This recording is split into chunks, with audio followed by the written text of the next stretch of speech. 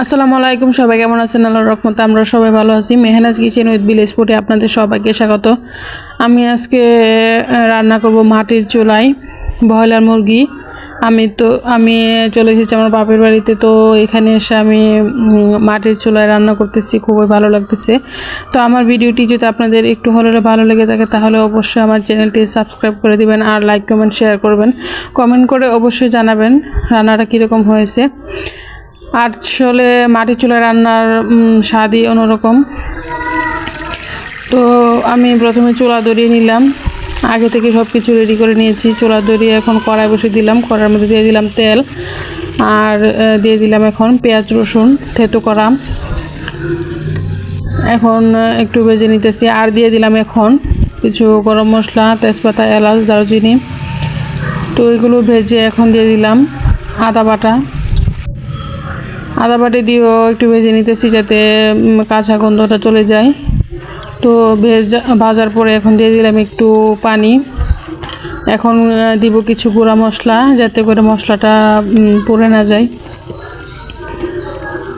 তো এতদিন আপনারা দেখছেন আমি গ্যাসের চুলায় রান্না করেছি, তো আজকে আমি ফার্স্ট আমার চ্যানেলে আমি মাটির চুলায় রান্না করতেছি।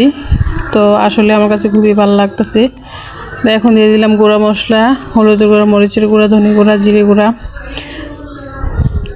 আমরা কিন্তু মানে ঝালটা একটু বেশি খাই, তো এই জন্য ঝালটা পরিমাণে একটু বেশি দিলাম। আপনারা যার যার পছন্দ মতো দিয়ে নেবেন। এখন আমি সব মশলা একসাথে সুন্দর করে কষিয়ে নিলাম। দেখুন মশলা কষানোটা কি অসাধারণ হয়েছে, তেল ছেড়ে দিয়েছে একদম মশলা থেকে। তো এখন আমি কেটে ধুয়ে রাখা ব্রয়লার মুরগি দিয়ে দিলাম।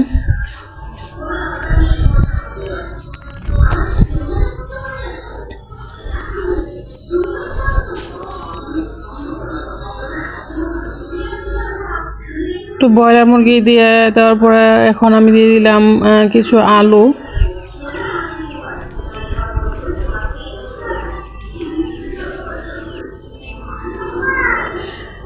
আলুগুলো দিয়ে একটু কষিয়ে নিলাম। এখন দিয়ে দিলাম একটু কষানোর মধ্যে ভাজা জিরে গুঁড়া, আর ওই সময় লবণ দিতে মনে নাই, তাই এই জন্য একটু লবণ দিয়ে দিলাম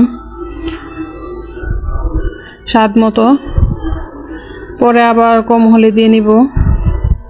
এখন একটু নাড়াচাড়া করে নিতেছি যাতে কড়াইয়ের তলায় লেগে না যায়। আসলে যারা যারা মাটির চুলায় রান্না করে এখন তারা বুঝবেন মাটির চুলায় রান্নার স্বাদটা একটু অন্যরকম। যেটা রান্না করেন সেটা অনেক মজা হয়।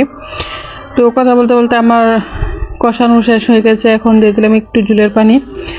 তো আমার কড়াইটা ছোটো হওয়াতে মানে ধরে না, এই জন্য একটু মানে বেশি হয়ে গেছে, আর একটু বড় কড়াই নেওয়ার দরকার ছিল।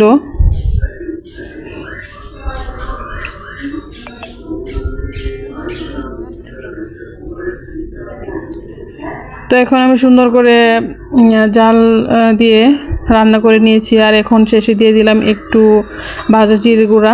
রান্নাটা কিন্তু দেখতে অসাধারণ হয়েছে, আর খেতে অনেক মজা হয়েছে। তো ভালো থাকবেন, সুস্থ থাকবেন, আল্লাহ হাফেজ।